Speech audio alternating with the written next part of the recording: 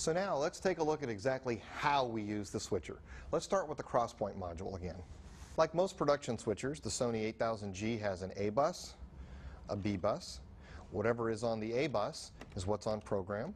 Whatever is on the B bus is what's coming up next. In the middle here we have color LCDs that show the name of the Crosspoint after it's been mapped to the switcher.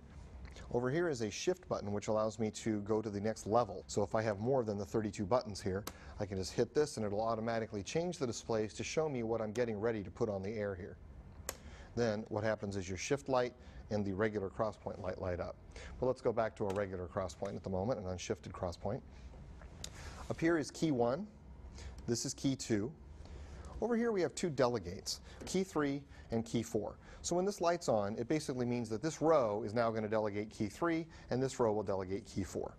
Personally, I usually leave them in the off position until I need to delegate those. Now here's a button called Crosspoint Hold.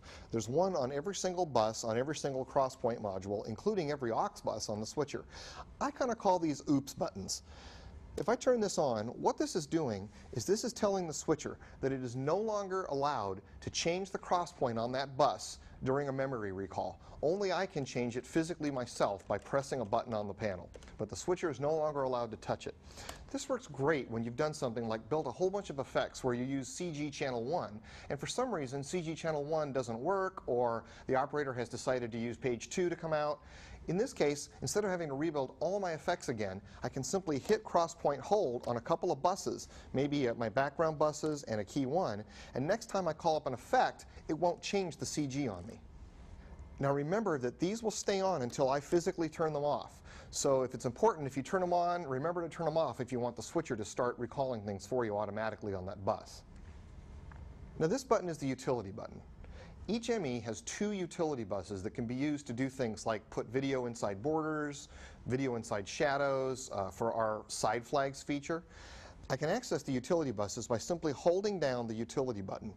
Now, it's a little dangerous to latch this, so by default, you have to physically hold your finger on the button. Notice how my buses are all changing when I hit this. That's because I'm in the utility mode. So if I hold down utility and press this, I'm now actually changing the utility bus someplace. So with the utility bus, I can say put video inside of a border. So here I have a kind of a simple looking CG, and I have gone up and I've put a shadow onto it so we can move the shadow around a little bit. And in this case, I'm going to come up on the menu here and I'm going to hit utility 1 bus to put video inside.